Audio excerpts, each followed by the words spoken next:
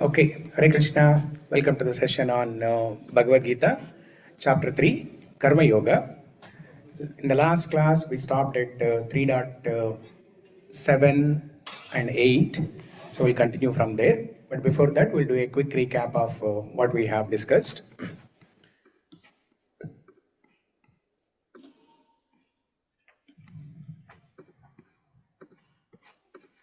So, Chapter 3, Karma Yoga.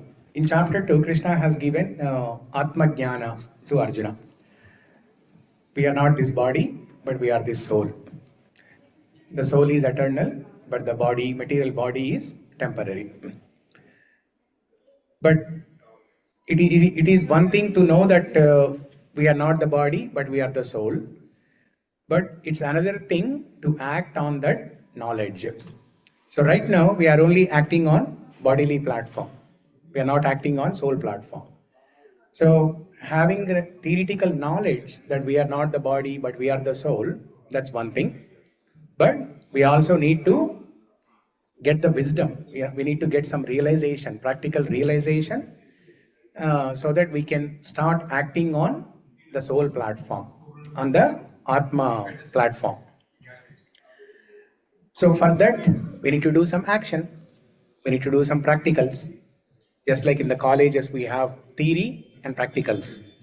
Similarly, the spiritual knowledge, this is also science, spiritual science. So we have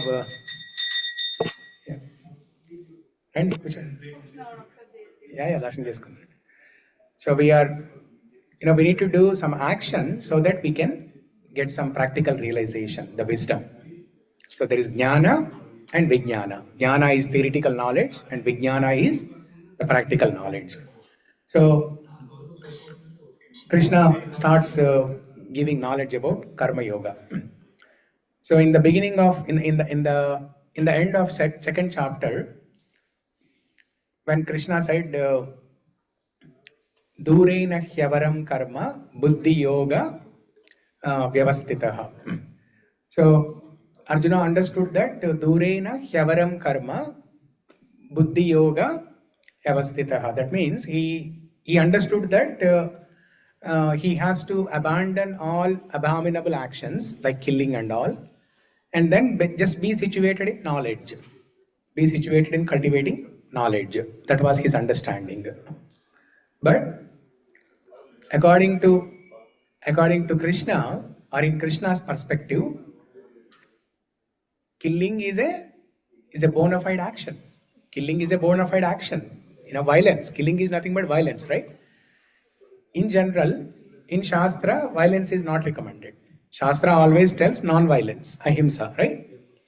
But when himsa is needed, when violence is needed, Shastra gives the license to do that. So if Arjuna does not fight, then what will happen? The Kauravas will continue to do adharma paripalana, and that will continue. That will continue to cause harm for many generations coming forth. That's why Krishna said, fight to establish dharma. So in the beginning of third chapter, Jhayasi chet karmanaste mata buddhir janardana tatkim gorani tatkim karmani gore mam niyojayasi keshava.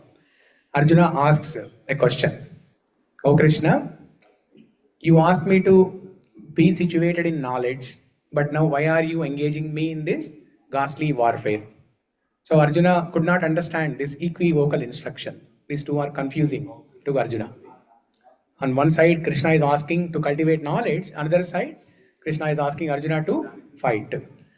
So, chapter 3 begins with Arjuna's doubt or question that, oh Krishna, please clarify. What is better for me? Knowledge, cultivating knowledge, or doing action? What is better? Give me one answer. Okay, don't give me multiple things and don't confuse me. I'm already confused. Don't confuse me further. Okay. So chapter 3 has these 5 sections. Section 1, renunciation or work. This is Arjuna's doubt, Arjuna's confusion. Should I renounce or should I work? Then Krishna starts explaining about Nishkama Karma Yoga, the Karma Yoga and then Nishkama Karma Yoga.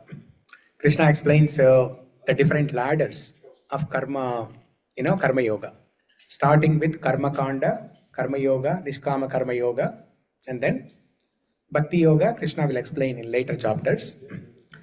So Nishkama Karma Yoga is basically you work without any attachment to the results of your work. Okay? Uh, because when you work in that fashion, you will get some purification of the mind. What is the purification of the mind? The purification that we are not the controller, we are not the doer, we are not the enjoyer, we are not the proprietor. Right now we have all these mentalities. Whenever we accomplish something, we think we are the doer. We think whatever has been accomplished, it's all because of my hard work. But that is not true, right? We are not the doer alone. There are so many other factors that are involved in getting a task completed. So Krishna explains what are the different factors that are involved in performing any action in the later section of third chapter and also fifth chapter. Krishna explains that. For example, there is a nice verse. Prakriti kriyamanani gunai karmani sarvashaha ahankara vimudhatma kartaham iti manyate. Kartaham iti manyate. Karta aham. Karta means what? Doer. Aham means I. I am the doer. So the jiva, out of ignorance, influenced by the three modes of material nature, thinks that he is the doer. But in fact, in reality, there are three other factors that are involved in performing any action. So what are those? We'll discuss when we come to that shloka. So Krishna explains about different ladders, Karma Kanda, Karma Yoga, Nishkam Karma Yoga, and how to rise from Karma Kanda, the lowest section, to Karma Yoga. Okay, section 4, Nishkama Karma, to set a correct example. That means there will be some people, some saintly people, sadhus, pure devotees, who are not obligated to perform any action. But still they continue to do some action to set a good example for others. And Krishna gives an example of himself and also Janaka Maharaj. Krishna gives an example of himself, saying that even though I am not obligated to perform any action, but I do perform all the worldly duties to set an example. Because when Krishna appears in Dwapara Yuga, as Krishna in Krishna Avatara in Dwapara Yuga, Krishna does all the worldly duties, like for example, Sandhya Vandanam, Trisandhya, doing Sandhya Vandanam 3 times a day, morning, afternoon, and evening. He performs that activity, that ritual. He is not obligated to do that because he's Devadi Deva, he's Bhagavan. But still, when he appears in the material world, he performs those rituals and those worldly activities to set an example for others. Similarly, Krishna gives an example of Janaka Maharaj. Janaka Maharaj is a realized soul. He's a self-realized soul, but still he performs worldly activities as a king, as a Kshatriya.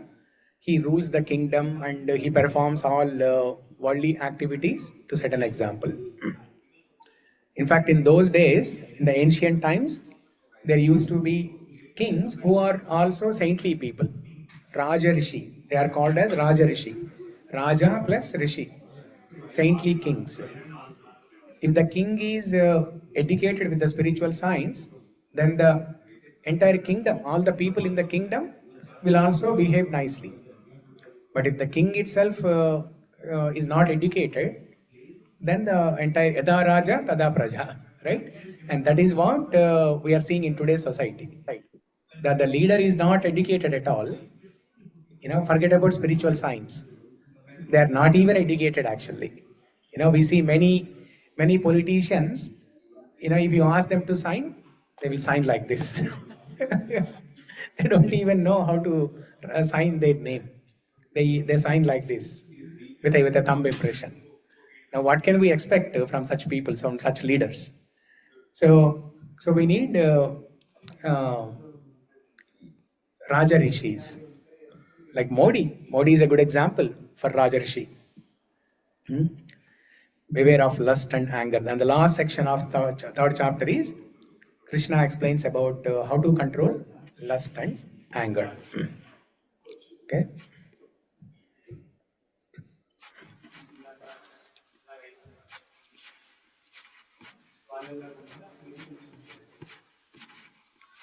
So, before we progress further, let's look at this small diagram that will explain the entire spectrum of Karma Yoga. So you start reading from the bottom, okay? So the purpose of Karma Yoga is to get purification, so that we can realize our own self. We can get self-realization. Okay. The lowest platform on which human beings act in general is animal life. They lead an animal life. That means, what are the four things that are common to animal and human beings? Eating, sleeping, mating, and defending. These are the four things. Animals do this, human beings also do this. If the human beings are doing only these four things, then there is no difference between animal and human being. The human beings will be called as Dvipada Pashu. Dvipada Pashu, two-legged animal. So that's why we have to gradually elevate ourselves to next level, which is Karma Kanda. Karma Kanda. Karma Kanda, in the Vedas, there are so many rituals that are recommended. You perform some ritual and you get some material benefit. So that is better than leading an animalistic life. The purpose of animalistic life or Karma Kanda is to get happiness, right? There's nothing wrong in getting happiness, because Vedas are also recommending Dharma, Artha, Kama, Moksha. Even if you have any desires, you fulfill those desires in a dharmic way, not like an animal, but you perform some rituals, you follow some authority, you recognize that there is God and God is providing everything. So you perform some rituals to satisfy the devatas. Okay, for example, there will be a ritual to perform. There is a ritual to please Varuna Deva. There is a ritual to perform Vayu Deva, Agni Deva, and so on. So when you perform these rituals, you get some material benefits. That is Karma Kanda. So in Karma Kanda, the focus is 100% on our material desires, our own enjoyment. But it is not ideal, but it is at least better than animalistic life. So one level above Karma Kanda is Sakama Karma Yoga. Sakama Karma Yoga,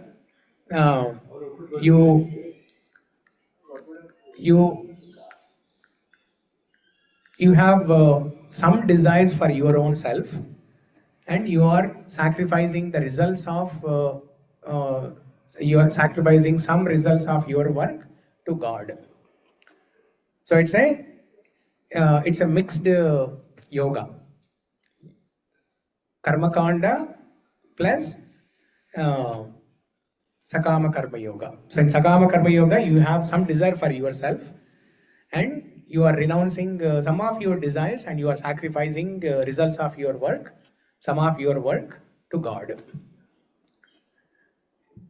That is at least better than Karma Kanda. It's not still not ideal, but at least better than Karma Kanda. One level above that is Nishkama Karma Yoga. So where you don't have any material desire for yourself, and you are sacrificing the results of all of your work to Bhagavan. Jnana Yoga. Next, one level above that is Jnana Yoga. This is to cultivate knowledge. To practice Jnana Yoga, the prerequisite is you need to have Nishkama Karma Yoga achieved already. To practice Ashtanga Yoga or Jnana Yoga, the prerequisite is you need to have achieved Nishkama Karma Yoga already. The yogis who go to Himalayas or some forests and meditate and practice Ashtanga Yoga, the prerequisite for them is they need to have accomplished Nishkama Karma Yoga. They need to be desireless. They should not have any material desires for themselves. And then they can go to forest or Himalayas and meditate. Otherwise, they'll be sitting in forest, but they are thinking, when can I go to New York? When can I go to Mumbai? Like that. So that's why they need to be desireless. They need to renounce all the worldly desires. So one level above, actually Ashtanga Yoga, Dhyana Yoga, they both are at the same level. In the picture, it is showing one level higher like that. But both Ashtanga Yoga, Dhyana Yoga, they are at the same level. And one level above that is Bhakti Yoga, okay, which is very easy in this Kali Yuga especially. Okay. So after having understood, because this spectrum of Karma Yoga, these different sections or different steps on the yoga ladder will be repeated in chapter 3, 4 and 5. Okay, so it is important to understand this ladder, yoga ladder. Animalistic life, Karma Kanda, Sakama Karma Yoga, Nishkama Karma Yoga, Jnana Yoga and Bhakti Yoga. Okay, the difference between Nishkama Karma Yoga and Bhakti Yoga. In both Nishkama Karma Yoga and Bhakti Yoga, we don't have any desire for ourselves. Our focus is completely on Bhagavan. But the difference between Nishkama Karma Yoga and Bhakti Yoga is, in Nishkama Karma Yoga, whatever you do, you renounce the results and offer to Bhagavan. Sarvam Sri Krishna Arpanamastu. But in Bhakti Yoga, you will only do those actions that will please the God. You will do only those actions that will please the God. And then offer the results to God. Okay? For example, let's say you invited some guest to your home. In India, during hot summer time, a guest has come home. And then they ask you to give water. Because when a person has roamed around in hot summer weather outside and has come back home, the first thing they want is water. Nothing will give them satisfaction other than water. But he is your guest and you want to make him special, right? You want to treat him in a special way. So he asks for water, but instead of giving water, you think, if I give a nice cool drink, okay, nice orange juice or cool drink, gold spot, Limca, then he'll be more happy, right? Thinking that way, you will give some nice orange juice to him. He will take it, okay? He will take it, but will he be satisfied? No, because the hour of the need is water. He will be satisfied only if you give water. No juice, no nothing. Even if you give nectar, it will not satisfy. Even if you give amrit, it will not satisfy him. Water is the need of the hour. So this is the difference between Nishkama Karma Yoga and Bhakti Yoga. In Bhakti Yoga, you will only do that activity that will please God. Okay? So when God asks you to give water, you should give water only. We should not be over smart and, God is asking water, let me give something special. No. God only asks patram pushpam phalam toyam. If you offer simple water, fruit, leaf, and flower, then I will accept. What is God looking for? In those offerings? He's only looking for love and devotion. He's not looking for the ingredients, because he's Raja di Raja. So he has all the wealth. He has all the opulences. Aishwaryasya samagrasya viryascha yashaya shriyaha jnana vairagya yoschaiva shannam bhagam itingana. Bhagavan possesses all 6 opulences. He doesn't need anything from us. But he is only looking for the love and devotion from us. Okay, so if we work in this fashion, then we will slowly get rid of our mentality of doership, mentality of proprietorship, mentality of enjoyership, mentality of controllership. We will get rid of these anarthas. Okay, so now coming back here,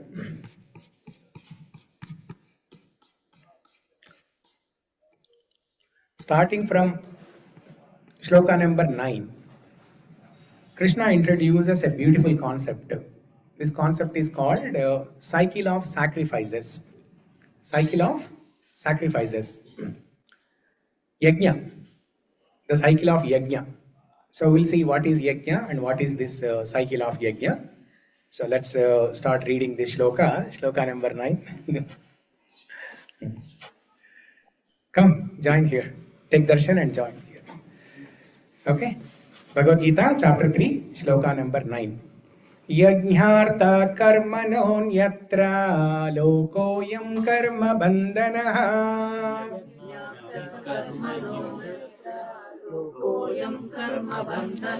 तदर्थं कर्म कौन्तेय मुक्तसङ्गः समाचर.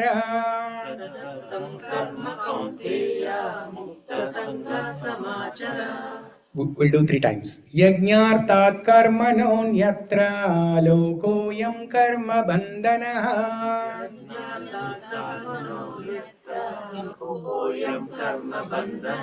Tadartam karma kaunteya mukta sangha samachara.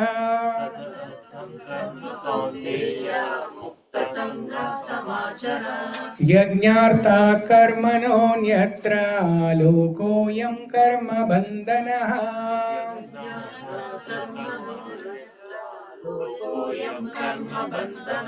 Tadartam karma kaunteya mukta sangha samachara.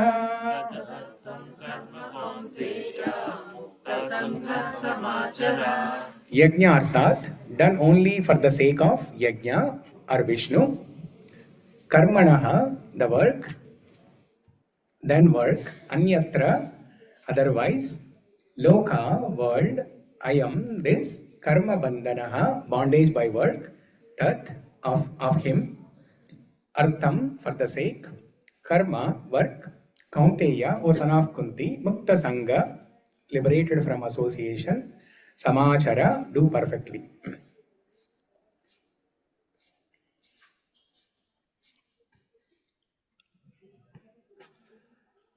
Okay. చదవండి. Translation and purport.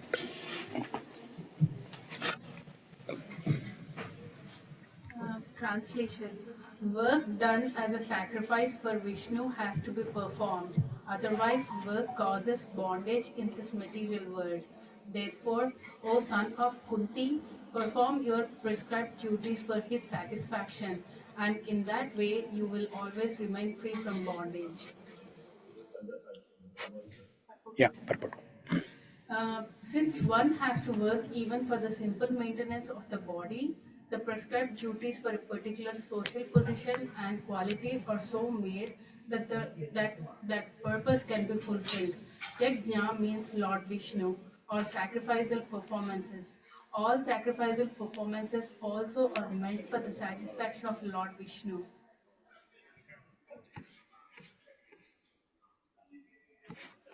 The Vedas enjoin Yajno vai Viṣṇuh. In other words, the same purpose is served whether one performs prescribed yajnas or directly serves Lord Viṣṇu. Krishna consciousness is therefore performance of yajna as it is prescribed in this verse. The Varnashrama institution also aims at satisfying Lord Viṣṇu. Varnashrama Charatvat Purushena Parapuman Vishnur Aradhyate. Vishnu Purana 3.8.8. Therefore, one has to work for the satisfaction of Vishnu. Any other work done in this material world will be a cause of bondage. For both good and evil work have their reactions, and any reaction binds the performer. Therefore, one has to work in Krishna consciousness to satisfy Krishna or Vishnu, and while performing such activities, one is in a liberated stage. This is the great art of doing work, and in the beginning, this process requires very expert guidance. One should therefore act very diligently under the expert guidance of a devotee of Lord Krishna or under the direct inspection of Lord Krishna himself, under whom Arjuna had the opportunity to work. Nothing should be performed for sense gratification, but everything should be done for the satisfaction of Krishna. This practice will not only save one from the reaction of work, but also gradually elevate one to transcendental loving service of the Lord, which alone can raise one to the kingdom of God. Yeah.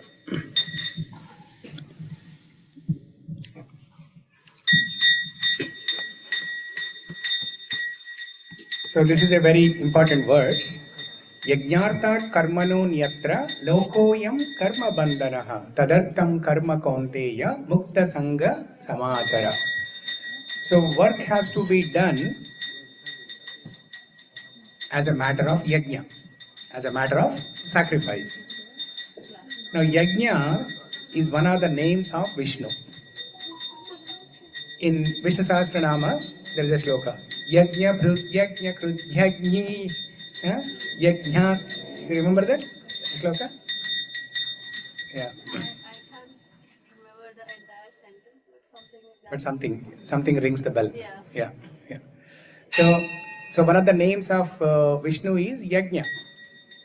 So here in the translation it says work done as a sacrifice for Viṣṇu has to be performed. Otherwise, work causes bondage in this material world.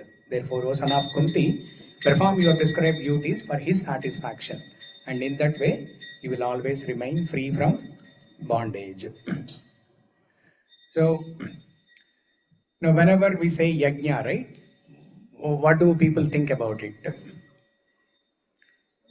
Homam, right? Yeah, that is the first thing that comes to their mind. Fire sacrifice, homam. You put some, you make some yajna kunda, you put some fire and offer ghee, grains and different ingredients in that. This is what comes to our mind. But yajna means, that is one type of yajna. Okay?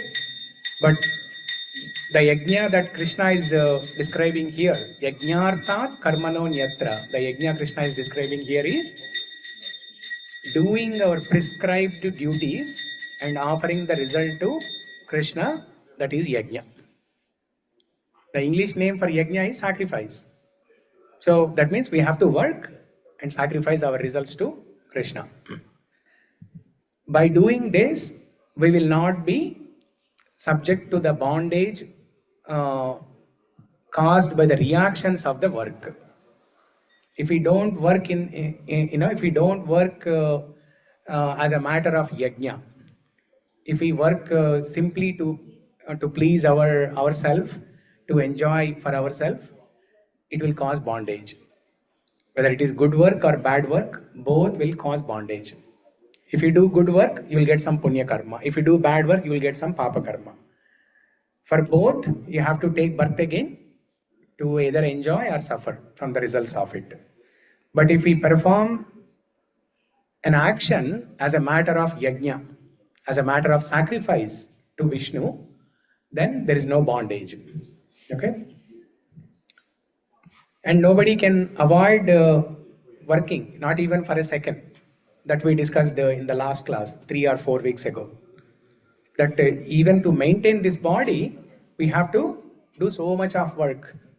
Now ask all the ladies who are cooking in the kitchen, how much amount of time they have to spend, what kind of effort goes in to cook food, right?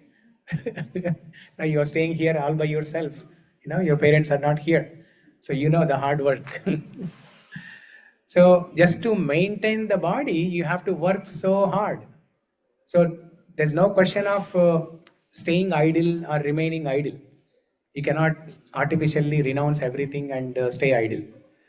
So But if we do everything as a matter of yajna, as a matter of sacrifice to Vishnu, then we will get rid of the karmic bondage. Yajno vai Vishnu. In the Vedas it is mentioned, Yajno vai Vishnu. Yajna is nothing but Vishnu. Actually, when in the fire sacrifice, the homam, what is the fire? What does the fire represent? Hmm? Yeah, Agni Devudu. But what exactly that fire is? The It is mouth. actually the mouth of Vishnu. It is the mouth of Vishnu. The fire in the homam, at the fire sacrifice, it is actually the mouth of Vishnu. So any offerings that you are pouring into the fire, the ghee, the grains, all the different ingredients, okay, and at the time of Purnahuti in the end, they will put some fruits also, right? So that means you are actually feeding Vishnu. You're actually offering everything directly into the mouth of Vishnu. So Yajno by Vishnu. Now here in the purport, Prabhupada is talking about the Varnashrama institution. So performing prescribed duties in the Varnashrama institution is the recommended way for purification. Now what is this Varnashrama system? Varna and Ashrama, two are different things. There are four Varnas, Brahmana, Kshatriya, Vaishya, Shudra. Now this is not based on the caste. This is based on the guna and karma, based on the activities and based on the qualities that one has. So based on guna and karma, a person can be classified whether he is a Kshatriya, Brahmana, Kshatriya, Vaishya or Shudra. But in the society, how is the classification done? The classification is done based on their caste, which is a wrong thing, right? So a person born in a Brahmana family, he is doing all kinds of things. Then where is the Brahmanical quality? They are not maintaining Brahmanical quality. So one following this Varnashrama system, the four Varnas, Brahmana, Kshatriya, Vaishya, Shudra, because different people have different inclinations. One person, he may have some leadership qualities. So he is classified as Kshatriya. He can become a leader of a spiritual organization, or he can become a leader of some group in the society. So to perform different activities in the society, different people are needed. We need Brahmins, we need Kshatriyas, we need Vaishyas, we need Shudras. If a person has qualities like like our Pujari, who are inclined to reading Shastra, reading Vedas, reciting mantras, performing archana, then he is classified as Brahmana. Otherwise, if a person has inclination of doing business, or doing cow protection, doing farming, vyavasaya, agriculture, then that person is known as Vaishya. So what are the activities of a Vaishya? Farming, cow protection and business. Krushi, Goraksha, Vanijyam. Krushi, Goraksha, Vanijyam. Krushi is farming, Goraksha is cow protection, and Vanijyam is the business. So that person is Vaishya. And if somebody is working for these other three classes of people, then he is Shudra. Okay? So based on our inclinations, what is Yadava? Because Krishna born in a Yadava family. They are Vaishyas. Okay. Yeah, they are Vaishyas. Yeah, Yadava, Yadava Kula, they are responsible for cow protection, right? So they are Vaishyas. Yeah. So Krishna is Vaishya. If you are a Vaishya, you celebrate. Yeah. Actually, these days in India, you are getting these small miniature cows, which you can raise even in your apartment, in your house. Huh? Yes, correct. Yeah. So you can grow them in your home also. You don't need backyard space or anything. Even in your home, then you can officially call yourself as Vaishya, like Krishna, Gopala, protecting the cows. So that will help your parents also to feel good about it, right? So instead of having a dog as a pet, you can have these cows as a pet. In the olden days, there used to be cow in every home, but that culture has spoiled. But with these miniature cows, probably it will come back. Yeah, they are very cute. They're so cute. You can carry them like a baby.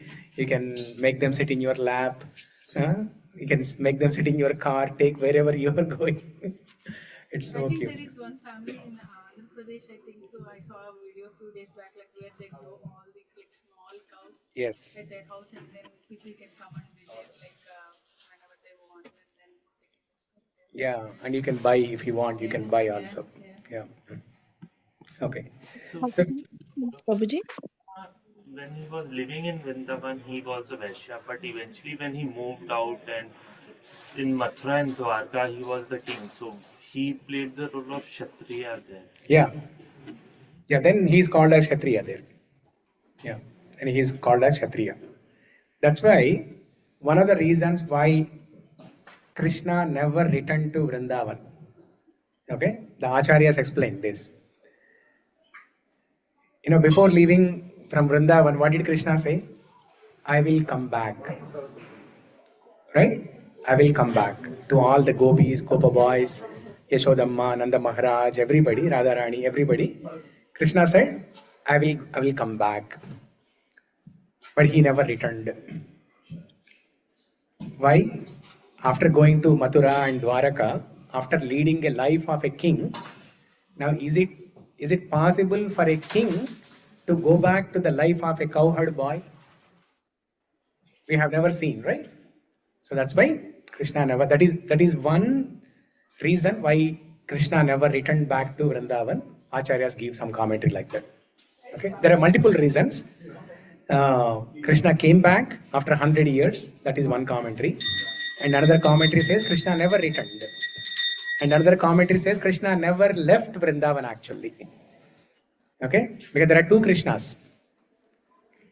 One is Mathura Krishna, the Krishna who was born in the prison house in Mathura. And then there is another Krishna who was born in Vrindavan to Yashodamma. So there were two Krishnas actually. Okay. So when Vasudeva from Mathura, he brings that Balagopal and leaves it in Vrindavan. He does not know that Yashodamma already gave birth to a girl and boy. So Vasudeva leaves that Mathura Krishna next to Yashodamma. Yashodamma is sleeping. She just delivered the babies, two babies, right? So she is not still in her senses. So Vasudeva leaves that Balagopal from Mathura Krishna Balagopal next to Yashodamma, takes the girl child and goes back to Mathura, thinking that he has placed the child next to Yashodamma and he is taking Yashodamma's child to Mathura. When Yashodamma wakes up, she sees two children, two boys. Sorry. When Yashodamma, by the time Yashodamma wakes up, the two Krishnas, that Mathura Krishna and Vrindavan Krishna, they both merge. The bodies of these two Krishnas, they both merge and becomes one. So when Yashodamma wakes up, there will be one Krishna.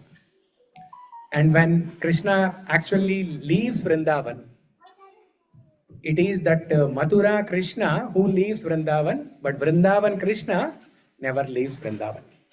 So you might have heard this, right? Krishna never leaves Vrindavan. So which Krishna never leaves Vrindavan? The Vrindavan Krishna who was actually born to Yashodamma. So both Amshas are there in the same body. Both bodies got merged. And when it was time that Vrindavan Krishna stays back in Vrindavan in Avyakta Rupa. Nobody can see. He stays back in Vrindavan in Avyakta Rupa. And then the Mathura Krishna, he goes to Mathura, and then Dwaraka. Okay. So there are so many details. It is a little complicated. Yeah. Okay. Coming back here, the Varnashrama system. So this Varnashrama system, the purpose of Varnashrama system is to perform prescribed duties for the purpose of purification. Okay. So gradually we have to elevate ourselves. Next shloka. We'll discuss this shloka and then stop. This is one of the most important and my favorite shloka actually.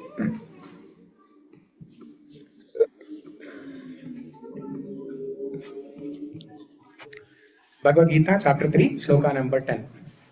Saha yajna praja srishtva purovacha prajapatihi. Sahayagya praja srishtva puruvacha prajapati. Anena prasavishyadvam yeshavostvishta kamaduk. Anena prasavishyatvam Okay, I think Ankita had a question. One second. Ankita, you had a... Oh, she left. She's there. Yeah, Ankita, you had a question, right?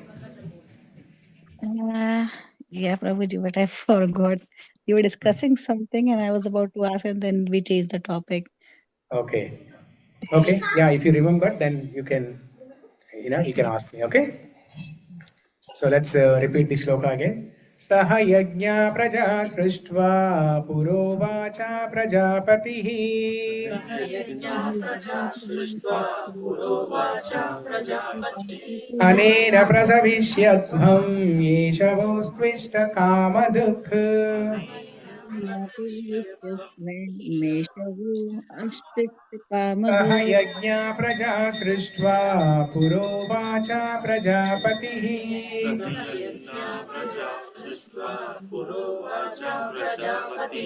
अनेन प्रसविष्यध्वं येषवोस्त्विष्ट कामदुःख.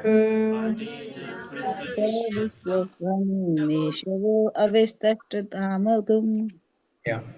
Saha, along with yajna, sacrifices, praja, generations, srishtva, creating, pura, anciently, uvacha, said, prajapatihi, the lord of creatures, anena, by this, prasavishyadvam, be more and more prosperous, esha, this, va, your, astu, let it be, ishta, of all desirable things, kamaduk, bestower.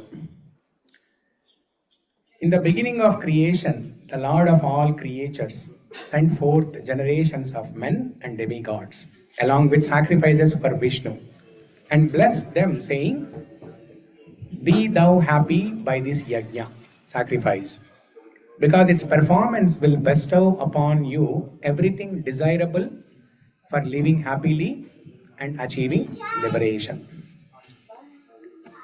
Okay, purport.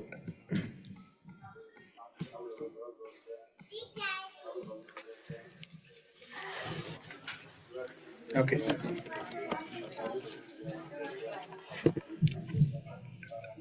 Can you read it? Yeah. The material creation by the Lord. Closer. Keep the mic closer. Keep the mic closer and read loud. The material creation by the Lord of creatures Viṣṇu is a chance offered by the conditioned soul to come back home, back to Godhead. All living entities within the material creation are conditioned by material nature because of their forgetfulness of their relationship to Viṣṇu or Krishna. The Supreme Personality of God. The Vedic principles are to help us understand this eternal relation as it is stated in the Bhagavad Gita, Vedas, Cha Sarvair Aham Eva Vedya. The Lord says that the purpose of the Vedas is to understand Him. In the Vedic hymns, it is said, Patim Vishwasyatameswaram. Therefore, the Lord of the living entities is the Supreme Personality of Godhead Viṣṇu. In the Srimad Bhagavatam, also, Srila Sukadev Goswami describes the Lord of as Pati in so many ways. Yeah, let me read this sloka. This is a very beautiful sloka from Srimad Bhagavatam. Shriya patir yajñapati prajapatir dhiyam patir lokapatir dharapati patir gatis chandaka vrishti sattvatam prasidhatam me bhagavan satam patihi. మీకు గుర్తుందా ఇది starting లో evening call start చేసినప్పుడు 50 prayers ఉన్నాయి కదా SB Bhagavatam prayers అది ఎక్కడ నాకు ఇప్పుడు వస్తుంది Yeah. ఎక్కడ చదివాను దాంట్లో ఉంది శ్లోక శ్రియాపతి యజ్ఞపతి ప్రజాపతి ధియాంపతి లోకపతి ధరాపతి పతిర్గతి ఛాందక వృష్ణి సాత్వతాం ప్రసీదతం మే భగవాన్ సతాం పతి. So the Prajapati is Lord Vishnu and he is the Lord of all living creatures, all worlds and all beauties and the protector of everyone. The Lord created this material world to enable the conditioned souls to learn how to perform yajnas for the satisfaction of Vishnu. So that while in the material world they can live very comfortably without anxiety, and after finishing the present material body they can enter into the kingdom of God. That is the whole program for the conditioned soul. By performance of yajna, the conditioned souls gradually become Krishna conscious and become godly in all respects. In the age of Kali, the Sankirtana Yajna, the chanting of the names of God, is recommended by the Vedic scriptures. And this transcendental system was introduced by Lord Chaitanya for the deliverance of all men in this age. Sankirtana Yajna and Krishna consciousness go well together. Lord Krishna in his devotional form is mentioned in the Srimad Bhagavatam as follows with reference to the Sankirtana Yajna. In this age of Kali, people who are endowed with sufficient intelligence will worship the Lord, who is accompanied by his associates by performance of Sankirtana Yajna. Other yajnas prescribed in the Vedic literatures are not easy to perform in this age of Kali, but the Sankirtana Yajna is easy and sublime for all purposes, as recommended in Bhagavad Gita also, 9.14. So here, Krishna is telling something very beautiful here. You know, he's revealing his Vatsalya Bhavam. He's showing his love and affection for all the jivas. We are all his children. We are all part and parcel of Krishna. We are all his children. He is our supreme father. Krishna tells in Bhagavad Gita in later chapters, Aham bija pradapita. I am the seed giving father to everyone. So in the beginning of creation, when God created all the jivas, this is what he said. Be thou happy by this yajna, because its performance will bestow upon you everything desirable for living happily and achieving liberation. Now this is little complicated to understand, right? I'll explain in simple words. In the beginning of creation, what Krishna said is, I am creating all the jivas and I am also providing all the supplies, the groceries, the grains, everything, whatever you need, the popcorn, everything. The boy is eating popcorn here. So the popcorn, everything, whatever you need. You need water to drink, water. You need you need rice to eat, there are grains. You need vegetables to eat, there are vegetables. You need fruits to eat, there are fruits. Huh? So Krishna said, I'm providing you with all the supplies, the basic supplies. You consume all these supplies in a form of a yajna and be happy. Just like how a mother or the parents, you know, they when they are performing the marriage of their daughter, and they are sending off their daughter to the in-laws home, right? They will send so many things. You know, they'll send appliances, they will send groceries, they will send some jewelry, they'll send some cash, car, so many things they will send. Why? so that the husband and wife, the daughter and the son-in-law, they both can be happy by consuming all these supplies for the next 1 year or 2 years, whatever. And then by the time they are over, again the husband will send the wife back to the parents' home to bring more, right? So this is cycle. So here Krishna is saying the same thing, that I'm sending you to the material world, but don't worry. I'm providing all the basic necessities. You perform, you consume all these basic supplies in a yajna and be happy. By performing this yajna, all your desires will be fulfilled. By performing this yajna, all your desires will be fulfilled. So um, whoever has taken Manushya Janma, they have to perform 5 yajnas.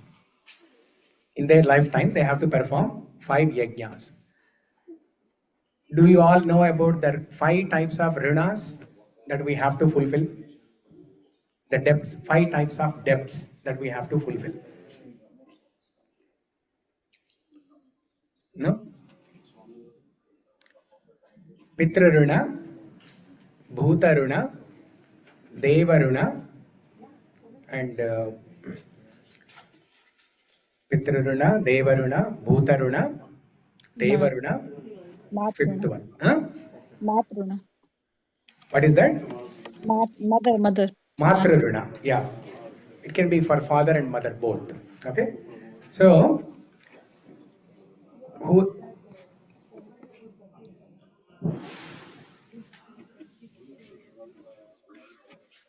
I think Matra runa is covered under Pitra runa. Pitru doesn't mean father. Pitra runa is ancestors. It includes everything: forefathers, fathers, mothers, everybody. I think Rishi runa. Correct. The last one is Rishi runa. So whoever has taken Manisha Janma, they have these debts to be fulfilled. We have received this birth by the mercy of Bhagavan, and our lineage is connected to the rishis, right? We all know about Gotra, right? Every Gotra is linked to one rishi. So without rishi, we don't exist. So we have a rishi runa. We have a debt to pay to the rishis because of our Gotra. And also, we have received so many scriptures from different rishis. We are reading the scriptures, we are getting some purification. So we have a debt to pay to these rishis. And Pitruruna, we have debt to pay to the ancestors. That includes forefathers, fathers, mothers, everybody. And Bhutaruna. Bhutaruna is all the animals, trees, other living entities, everybody. Because for us to live happily in this life, we need the help and support of so many people, right? Not just our parents, not just our family members. We need the support of so many people. That means we are obligated to pay off their debt. No, we are obligated to pay off our debt to them. Next, Devaruna. We are receiving rains because of Varuna Dev. We are receiving heat because of Agni Dev. We are receiving different things because of so many Devatas. So that's why we have Devaruna. So whoever has taken Manisha Janma, they have all these 5 different debts to be paid off. And how can we pay off these debts? By performing different yajna. That is, we have to perform 5 different yajnas to pay off these debts. For example, Pitruruna. How to pay off the Pitruruna? By performing Tarpan. By performing Tarpan, and especially in September time frame, there is a Pitru Paksha, 15 days of Pitru Paksha time, which is ending with Mahalaya Amavasya. So during that time, we have to perform the Tarpan. And Devaruna. Devaruna, from time to time when you perform homams in the temple, that will please the Devatas, Varuna Deva, Agni Deva, all these Devatas. So like that, we have to consume the supplies or the necessities given by Bhagavan in the form of yajna, and then we can fulfill our desires, and simultaneously we can make all the devatas and Bhagavan Krishna also happy. Okay? Because only by performing the yajnas we will receive those things again. For example, how will you get grains and vegetables and fruits? Only when there are rains. And how can rains be produced? Only by performing yajna. Rains will be produced only when you perform yajna. Otherwise, there are no rains. In some places, you will see severe drought. Right? For several years, there will not be any rain. Severe drought. Why? That means nobody has performed yajna in that place.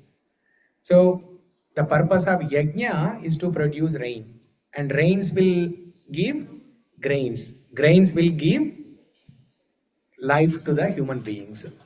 So Krishna explains this in the later shlokas in this chapter, this entire cycle, how the yajna, how the rains will give grains, grains will give life to the people, and then people have to perform prescribed duties and perform yajna, and yajna again will create rains. So this is cycle. Krishna will explain the cycle later, which we will discuss in the next class. Um,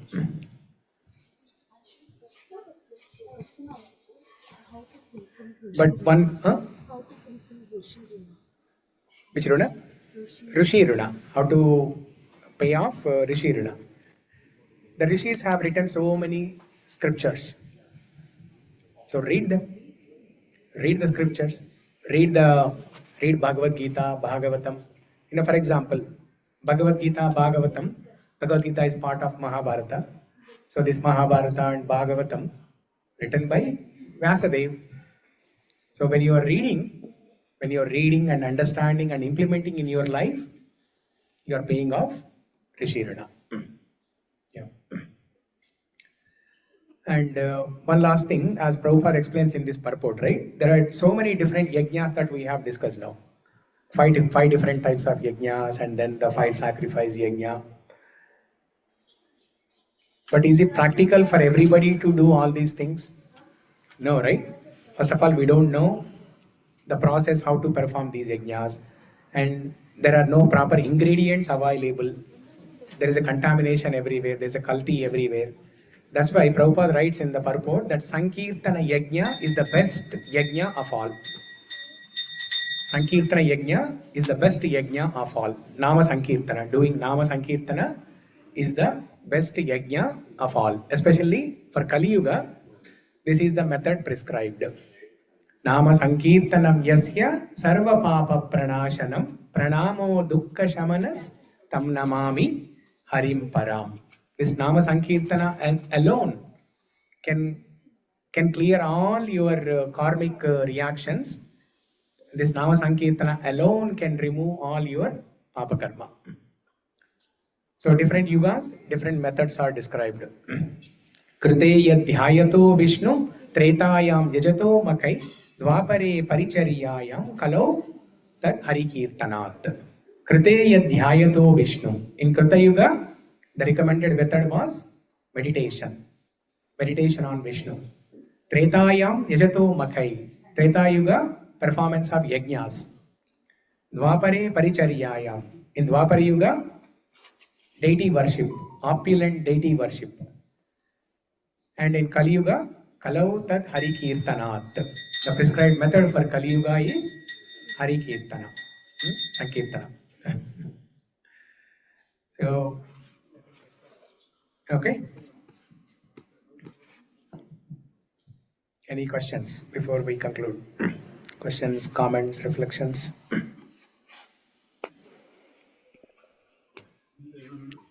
Happy to be back to these sessions, probably after a long time. Okay, happy to see you actually. So you'll continue now? Yeah. Okay, Yeah. very good. But I think maybe until July I'll be having some breaks because still the Bhagavad Gita thing, right? Yeah. Yeah. When is that event? It's in July after Okay. Guru Purnami. Okay, July. Yeah. Okay. Sure. Happy to see you back. So next week is the long weekend. So there's no class next weekend. And after that, uh, actually next weekend, what is the date? 24th. Yeah. Okay. So no class that day. People will go on vacation or do something on that day. So even I'm going to New Orleans for a Kirtan event, Sadhu Sangha Kirtan event. Um, and the week after that, I know Vedic school has ended. Okay. But still, I will arrange a teacher to take care of all the kids, to teach the kids, just like how the Vedic school is happening. In a similar way, the children will continue to attend class. But all of your children, instead of going to different classes, they'll all go to one class. Okay. So Shiva is the teacher. He will be coming. He's very, very active, very enthusiastic in handling the kids. He plays a lot of games with the kids. He tells nice stories, shlokams, everything. He's very enjoyable actually. Kids have good time with them. Sunday evening, same time, 5:30. Yeah. So we'll run the business as usual. This class will run, and the kids class will also continue. Um, okay. So see you all in the first week of June then. First week of June or 31st, whatever is the date. 31st, May 31st. Yeah.